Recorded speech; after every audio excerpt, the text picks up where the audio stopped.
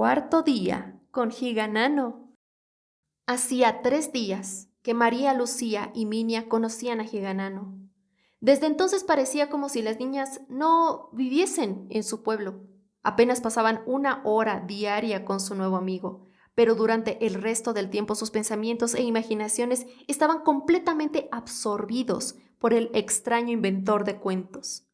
Cuando se reunían después de comer, todas sus conversaciones giraban alrededor de aquel personaje que habían tenido la suerte de conocer y del que no sabían bien si era un gigante, un enano o yo qué sé.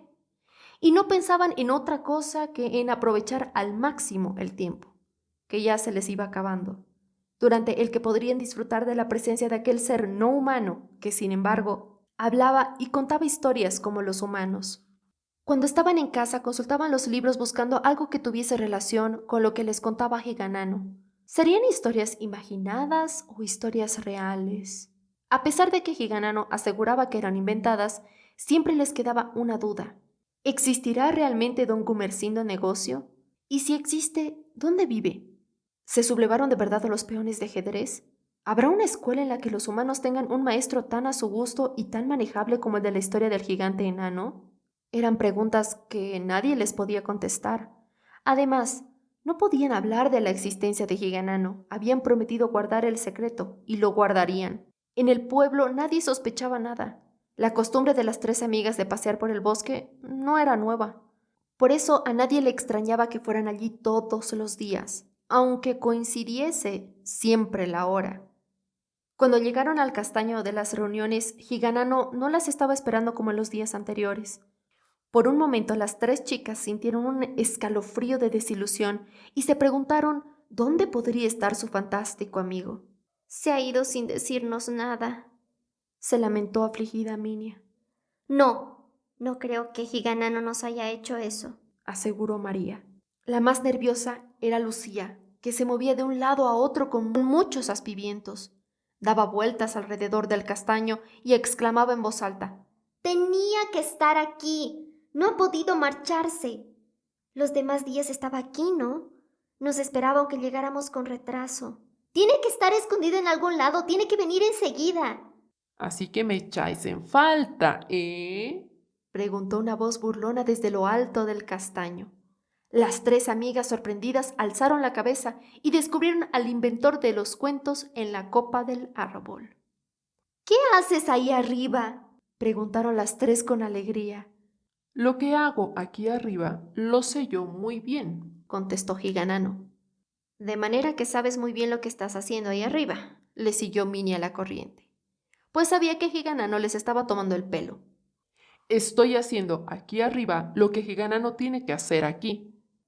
¿Y qué tiene que hacer ahí, Higanano? Gigana no tiene que hacer algo que solo puede hacer estando aquí. ¿Y qué es eso? Algo muy difícil de entender, pero que se entiende si se explica bien. ¿Y qué es eso que queremos entender? Si no lo sabéis vosotras, ¿cómo lo voy a saber yo? Sabemos lo que queremos entender. ¿Qué haces ahí arriba? Ya os lo he dicho, hago lo que tengo que hacer. Uy, ¿y qué tienes que hacer? Saltar ahí abajo. Para poder bajar, primero hay que estar arriba. Dijo Higanano riendo. En un santiamén, el inventor de los cuentos se encontraba al lado de las 3 amigas. Pobrecitas, creían que ya no podían asombrarse de nada después de haber conocido a Higanano. Pero vaya si se asombraron. ¿Cómo pudo dar un salto desde semejante altura? El castaño tenía por lo menos 12 metros de alto, y el gigante enano cayó de pie, allí mismo, como si acabara de bajar un peldaño de escalera. La conversación prosiguió en medio de las risas de todos. Has querido gastarnos una broma, Higanano? Dijo María. Sí, pero también no. No sigas, por favor. Sonrió Lucía. ¿No queréis saber ahora lo que hacía subido en el castaño? Estarías contando erizos. Dijo María burlonamente. Sí, eso es lo que hacía. ¿Cómo lo has adivinado? ¿De verdad? ¿Es verdad que estabas contando los erizos? Pues claro que sí. ¿Y para qué? Ya os lo diré mañana. ¿Y cuántos erizos hay?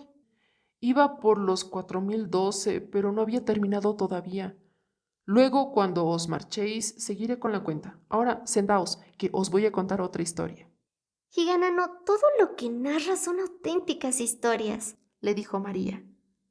¿De qué trata la de hoy?, preguntó Minia. Higanano miró de arriba abajo a las 3 amigas. Luego les preguntó. ¿De qué venís vestidas? Las niñas se miraron desconcertadas. Iban vestidas como siempre. Pero qué coincidencia. Hasta ese momento no se habían dado cuenta de que las 3 llevaban camisetas idénticas. Eran de distinto color, pero las 3 tenían la misma frase escrita en inglés. La frase decía, "We are girls".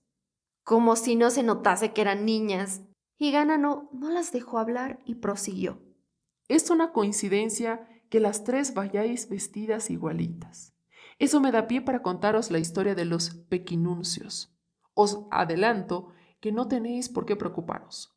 Lo que os voy a contar es un simple cuento, pues yo no conozco a ningún Nicolás y los pequinuncios no existen. Las 3 amigas no entendieron las últimas palabras de Higanano, pero se dispusieron a escuchar con la máxima atención.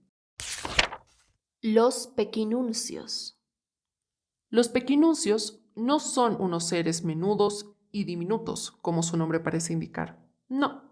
Tampoco se trata de una nueva marca de productos para la limpieza de la uña del dedo pequeño. ¡Qué va! Ni son una variedad de perro pequinés, de ninguna manera. Es como en las adivinanzas. Si no os lo digo, nunca lo acertaréis. Y eso que a veces los tenéis muy cerca. No os voy a tener más tiempo en incertidumbre y la ignorancia del significado de esta palabra. Ni un minuto más. Pero no debéis sentir vergüenza por no conocer a los pequinuncios. Yo tampoco sabía nada de ellos hasta que Nicolás me contó un montón de cosas el viernes pasado. Nicolás es un buen amigo mío que vive solo, en el desván de una casa. La buhardilla no tiene más que una habitación, con el techo inclinado, que es el tejado. Pero es muy grande. El desván está abarrotado con los más diversos objetos. Hay tantas cosas que al entrar uno tiene la sensación de que no va a caber. Pero Nicolás no siente eso porque se encuentra muy a gusto en medio de tantos cachivaches. Todos esos trastos son parte inseparable de su vida y se entretiene con ellos cuando no emplea el tiempo en leer o escribir. Al principio yo no me imaginaba de dónde sacaba Nicolás las historias de los pequinuncios, pero estaba seguro de que no eran invenciones suyas. Más adelante comprendí que eran historias reales y averigüé cómo había llegado mi amigo a saber todo lo que me contaba. Al parecer, los pequinuncios son una clase de niños y niñas que se empeñan en vestir con ropa escrita. Quiero decir que sus jerseys, pantalones, blusas, camisas, camisetas, calcetines, chandales, abrigos, cazadoras y hasta sus bragas y calzoncillos llevan siempre escrita alguna frase, normalmente en idiomas extranjeros y con letras de distintos tipos y tamaños. Pequinuncio viene a significar, pues, pequeño con anuncio. Nicolás me habló de los pequinuncios durante 3 tardes que pasé con él cuando yo era pequeño. Fueron 3 tardes muy entretenidas y agradables, pero yo estaba tan embebido en la historia que creía ver en todas partes niños con anuncios. Incluso tenía la sensación de que los anillos de Saturno eran anuncios de cinturones y las fases de la luna me parecían propaganda de una fábrica de espejos. A pesar de lo divertidas y alegres que eran las historias que Nicolás me contaba de los pequinuncios, al final yo me quedaba un poco triste. No sé por qué. Al principio yo le decía a Nicolás, venga ya, Nicolás, deja de tomarme el pelo. Los pequinuncios no pueden existir. Pero cuando mi amigo llevaba más de 10 minutos contándome las aventuras de los pequinuncios, tuve que creerle por una sencilla razón. Cuando una historia de Nicolás dura más de 10 minutos, sé que no es mentira. Pasado ese tiempo, si no es verdad lo que ha dicho, me desengaña enseguida. Nicolás asegura que las mentiras son aspectos graciosos de las conversaciones, pero ninguna mentira debe durar más de 10 minutos, y que nadie debe estar engañando a otro más de 10 minutos. Lo que dice Nicolás me parece muy interesante. Aunque no recuerdo todo lo que me contó sobre los niños con anuncio, sí recuerdo algunas anécdotas y algunos detalles curiosos. Mi amigo me insistía en que los pequinuncios son pequinuncios por culpa de sus padres, aunque también los hay que lo son porque quieren, sobre todo cuando van creciendo y se hacen mayores. Uno de esos pequinuncios usaba un jersey con estas palabras: Hit Parade World Music, que viene a significar algo así como las mejores canciones del mundo. En las perneras del pantalón figuraban unas heces grandes y en la culera llevaba impresos 2 grandes discos de larga duración. El de la izquierda era amarillo, el de la derecha azul. Este muchacho, que al principio era normal, fue cambiando de manera de ser con el paso del tiempo. El letrero de su jersey lo fue dominando de tal modo que terminó por pasarse el día entero moviéndose de un lado a otro como si bailase y cambiaba de ritmo cada cierto tiempo, según la canción que estaba de moda. Andaba de una forma muy curiosa. Por cada paso adelante daba 2 vueltas sobre el pie izquierdo y volvía a avanzar con el derecho. ¿Podéis imaginaros cómo era de tortuoso su caminar, ya que las vueltas que daba no siempre eran completas? Lo que más le costaba era girar hacia la derecha porque era zurdo. A menudo perdía el compás por no saber a dónde ir y tenía que volver a coger el ritmo como si desfilase. Nicolás no sabe qué fue de este pequinuncio, pero parece ser que ya de pequeño respiraba el ritmo del primer movimiento de la Quinta Sinfonía de Beethoven, y creo que también le daban ataques de tocata y fuga de Bach. En una ciudad, no sé de qué país, vendían unas camisetas con una galleta muy grande serigrafiada en el pecho y otra en la espalda. Ambos dibujos estaban rodeados por un anuncio que tenía la intención de decir: comen los niños galletas redondas. Pero según por donde se empezase a leer, también decía: los niños galletas redondas comen, galletas redondas comen los niños, redondas comen los niños galletas. Resultaba difícil precisar si los niños comían galletas redondas o las galletas redondas comían niños. Había camisetas de todos los colores y se vendían en todos los establecimientos de la ciudad. En las tiendas de ultramarinos vendían camisetas comestibles de varios sabores, frescas y congeladas. En las ferreterías las vendían inoxidables y de latón. En las librerías de papel de envolver y de papel cebolla, aunque estas últimas también se podían encontrar en los mercados. Las que se vendían en las farmacias, con receta médica, claro, eran medicinales. Incluso había camisetas antibióticas y ortopédicas. Fue en abril cuando aparecieron estas camisetas en el mercado. Las llamaban camisetas María. En el mes de julio, la mayor parte de los chicos y chicas que las usaban tenían ya cierto aire de galleta. Sus caras se habían redondeado y las orejas se les habían incrustado de tal modo que no sobresalían nada al exterior. Se les fue cayendo poco a poco el pelo, y los ojos, la nariz y la boca se les convirtieron en puntitos, en diminutos agujeritos en medio de una cara grande, agalletada. A los que eran miopes y usaban gafas les fue mucho peor. No tuvieron más remedio que dejar de usarlas porque no tenían en la cara ninguna prominencia donde apoyarlas. Para colmo, a todos los usuarios de las camisetas galleta les salieron por toda la cara unas letras que ponían María, María, María, María.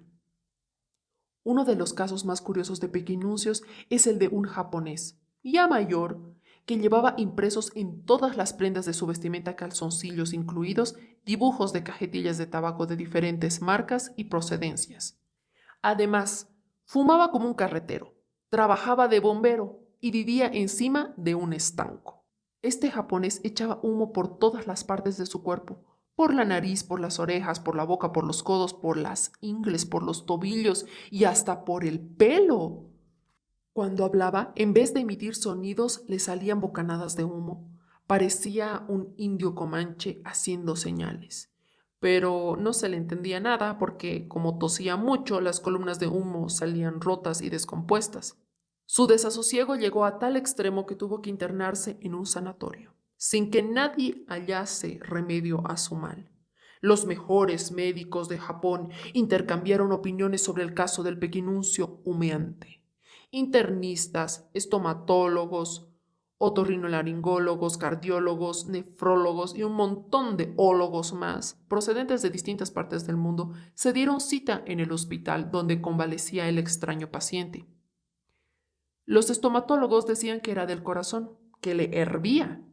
Los cardiólogos que la causa del mal era una caries. Los otorrinolaringólogos domesticaron una enfermedad nerviosa y aseguraban que el humo no era humo, sino condensación de vapor de agua producido por pensar demasiado. Fue el conserje del hospital quien dio en el clavo y encontró el remedio. Este buen hombre, que llevaba muchos años viendo pasar por la puerta del hospital a miles y miles de pacientes con sus caras macilentas, distinguía a un enfermo de los riñones de otro del pulmón, por la manera de arrastrar las zapatillas por los pasillos del hospital. Fue este hombre quien se percató, demostrando un extraordinario ojo clínico, que el pequinuncio japonés solo humeaba cuando iba vestido con sus prendas de anuncio. Observó que dejaba de echar humo en cuanto se ponía el pijama o la bata blanca que le proporcionaban en el hospital. El conserje dedujo que la humareda se debía a la peculiar ropa que usaba el pequinuncio y a nada más. El conserje sabía que sería útil exponer su teoría al docto equipo médico. Por eso habló en secreto con el enfermo y le propuso como remedio de su enfermedad que cambiase radicalmente su forma de vestir. Para que la curación fuese rápida, tenía que vestirse con ropa amplia, celeste o blanca. Se cambiaría de casa y, por supuesto, dejaría de fumar y de tomar tanto pastillaje como le administraban. Por último, le sugirió que tirase los medicamentos por el retrete para que no se enterasen los médicos. Al final convenció al japonés con el argumento de que, en resumidas cuentas, nada perdía con probar. Y si acertaba, ganaría la curación de su misteriosa enfermedad. Efectivamente, al cabo de una semana, el pequinuncio japonés experimentó una notable mejoría, que el equipo de especialistas atribuyó a la medicación suministrada, o a que el propio organismo del japonés se había librado misteriosamente de lo que misteriosamente había contraído. Nicolás es un hombre que viaja mucho. Además, se preocupa de conocer la historia y las costumbres de los países por donde pasa. Como es fácil suponer, vaya a donde vaya, investiga la existencia de pequinuncios nativos y apunta en una libreta todo lo que averigua sobre tan singulares individuos. En cierta ocasión me habló de un pequinuncio alemán llamado Hans, hijo de unos profesores de literatura en un instituto de Hamburgo. Sus padres le querían tan instruido, que sus ropas eran auténticas novelas. En la manga derecha de la camisa llevaba escrito en letras de imprenta un capítulo entero del Quijote, en alemán, claro, y cada 3 días un capítulo distinto. En la manga izquierda alternaban capítulos de la Isla del Tesoro con capítulos de los viajes de Gulliver, en letra muy menuda. El jersey estaba confeccionado con el diario local, Hamburger Zeitung, y se lo cambiaban todos los días. En los pantalones llevaba el curso Aprende inglés por el vestuario en 45 prendas de la Oxford University. Todas las semanas repasaba las lecciones mientras se vestía, andaba, jugaba o comía, y así aprendía inglés como quien no quiere la cosa. El pañuelo era la agenda en que configuraban las direcciones y teléfonos de los amigos. Costumbre que le causaba algunos problemas, sobre todo en invierno cuando tenía catarro y se sonaba. Nicolás incluyó su relato sobre el pequinuncio alemán diciéndome, muerto de risa, que a Hans no le gustaba la sopa de letras. El último día de nuestras charlas sobre los pequinuncios, mi amigo Nicolás me confesó, muy afligido, que él mismo había sido pequinuncio hasta los 26 años. Según me dijo, parece ser que la mayoría de los pequinuncios dejan de serlo con la edad. Cuando un pequinuncio se hace adulto, suele dejar de usar ese tipo de vestimenta. Quizá más por vergüenza que por convencimiento. Como en todo hay excepciones, también las hay en esta costumbre, y a veces se encuentra uno con adultos vestidos de pequinuncios. Tal fue el caso de Micaela Brockström, una nórdica que cuando murió, muy entrada en años, fue enterrada por deseo propio en un ataúd cubierto con pegatinas de múltiples firmas y colores que anunciaban todo lo anunciable. Mi amigo Nicolás no es hombre que se conforme con saber las cosas a medias. Por eso recorrió las mejores bibliotecas del mundo buscando datos y crónicas que le permitiesen descubrir el origen de los pequinuncios. El descubrimiento más sorprendente, por lo inesperado, fue que este fenómeno, si bien está hoy muy extendido, no es una moda moderna. Se cree que hay pequinuncios desde el Paleolítico, pero los primeros datos históricos conocidos provienen del Egipto de los faraones. En la pirámide de Ramudosis IV se han encontrado varias momias con la mortaja estampada de jeroglíficos. Nicolás opina, con toda seguridad, la pequinunciomanía surgió en la época de las pirámides y no antes, pero está dispuesto a aceptar que a lo sumo la costumbre nació en el Neolítico, pues muchas tribus primitivas de hoy son pequinunciómanas, ya que se tatúan la piel con símbolos variopintos. Nicolás distingue entre pequinunciantes y pequinunciómanos. Los primeros son pequinuncios por una costumbre impuesta. Los segundos son pequinuncios por afición propia, pero las fronteras entre los dos tipos no están muy definidas. De sus tiempos de pequinuncios, que por cierto fueron bastante agitados, mi amigo no guarda malos recuerdos. Algunos sucesos prefiero olvidarlos, pero recuerda la mayoría con cierto agrado. Nicolás empezó a ser pequinuncio de bebé, cuando sus padres le pusieron en la boca un chupete de propaganda de una marca de automóviles todoterreno. El aro del chupete era una miniatura del neumático del coche. A los 4 años, sus padres quisieron que Nicolás aprendiese a contar y lo consiguieron de una manera bastante parecida a la que usaron los padres de Hans, el pequinuncio alemán, para que aprendiese inglés. Nicolás tuvo que aprender a contar desde tan joven por una sencilla razón familiar. Su madre trabajaba de contable en una empresa y su padre era cajero en un supermercado. Con estos antecedentes, mi buen amigo aprendió a contar hasta 3.425 a la temprana edad de 1 año y 1 día, y usando sus pijamas como único material didáctico. Tenía pijamas de diferentes colores y modelos, pero todos llevaban impresa una cantidad indeterminada de ovejitas blancas y lanudas. Nicolás tenía que contarlas todas las noches. Por la mañana, su padre o su madre lo examinaban de ovejas. Le preguntaban cuántas había en el pecho de la camisa, en la pernera, en el cuello. No le exigían el número exacto. Todo hay que decirlo, pues, como es fácil suponer, aquellos pijamas no eran exclusivamente aritméticos, sino que también tenían una función soporífera. Eran auténticos pijamas para dormir. Mi amigo dice que en cierta época de su juventud utilizó la vestimenta más estrambótica del mundo. Realmente jamás imaginé que alguien pudiese ir por la calle vestido de la forma que voy a describir. Uf. El traje se componía de camisa o blusón, pantalón y zapatos. En alguna ocasión se cubría la cabeza con un sombrero. He aquí, pieza a pieza, una breve descripción de la vestimenta que en su época se conocía como moda reciclaje. Camisa, camisola o camiseta, confeccionada con bolsas de plástico de las más diversas procedencias. El pecho solía ser una de esas bolsas que, precisamente por aquella moda, son conocidas hoy como bolsas camiseta. Llevaban su correspondiente anuncio por delante y por detrás. Las mangas largas o cortas estaban perfeccionadas exclusivamente con bolsas de leche del día. Pantalón. Se fabricaba del mismo material que las prendas superiores, pero las bolsas de leche se sustituían por otras más anchas, de diversos estilos. Había un tipo de pantalón fresco para el verano que se confeccionaba con bolsas de malla, de las que se utilizan para empaquetar los cítricos. Calcetines. Muy fáciles de hacer con una simple bolsa de uso alimentario. También se confeccionaban con los sobres acolchonados utilizados para los envíos por correo. Así se obtenían unos calcetines con amortiguadores, muy cálidos para el invierno y buenos para andar por lugares empedrados. Ropa interior. Las bragas y los calzoncillos se hacían con bolsas de farmacia.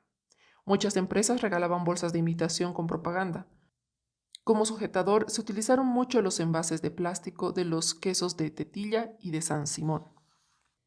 Abrigo y gabardina. Se confeccionaban a partir de bolsas grandes de basura. Como eran prendas de abrigo, solo se usaban bolsas negras que absorben más calor. Sombreros. Los había de muy variados modelos. Podían ser de plástico o de papel. Abundaban los confeccionados con cajas de galletas. Los más utilizados eran de tambores de detergentes. como resultaban muy estrafalarios y rimbombantes, acabaron imponiéndose para las recepciones oficiales en los ayuntamientos y parlamentos. Calzado. Los zapatos de uso más corriente se hacían con los cartones de leche, pero también los había más bonitos y artísticos, elaborados con botellas de agua mineral. El éxito de esta moda reciclaje, que fue seguida por la inmensa mayoría de la gente de aquella época, radicó en la baratura de los materiales y en la facilidad de su confección casera. Por esta última razón, en varios países era conocida también con el nombre de moda bricolaje. Al ver la cara que yo ponía antes, durante y después de la narración de estas historias, mi amigo Nicolás me pasaba la mano por el pelo, sacudiéndome la cabeza. Me tranquilizaba diciéndome que esos eran los casos más graves. Luego añadía que ni siquiera se podía llamarlos graves, sino simplemente curiosos, que los pequinuncios existen y son muy abundantes, pero hasta hoy nadie se ha muerto por ser pequinuncio, que la mayoría de los pequinuncios lo eran ocasionalmente y se les pasaba pronto. No sé, pero después de escuchar estas cosas, me parecía que Nicolás se le estaba poniendo cara de galleta y que yo mismo echaba humo por las orejas y las piernas me bailaban solas al ritmo de un fandango. Cuando acabó el relato, Higanano miró a las 3 niñas y les dijo: Que se os está poniendo cara de cuento. Tenéis la nariz escrita con los cuentos de Higanano. Las 3 muchachas se echaron rápidamente saliva por las yemas de los dedos y se frotaron la nariz para limpiársela. Se miraron unas a otras y rieron ante la broma de su amigo. Higanano, ¿tú fuiste pequeño alguna vez? Preguntó Minia de repente. Ya sabes que yo soy pequeño y mayor todos los días. Siempre soy pequeño y siempre soy mayor. Higanano, ¿existen o no existen los pequinuncios? Inquirió también María. ¿A ti qué te parece? Dijo Higanano por toda respuesta. Cuando Higanano se despidió de las niñas, las animó a que en el próximo carnaval se disfrazasen según la moda reciclaje.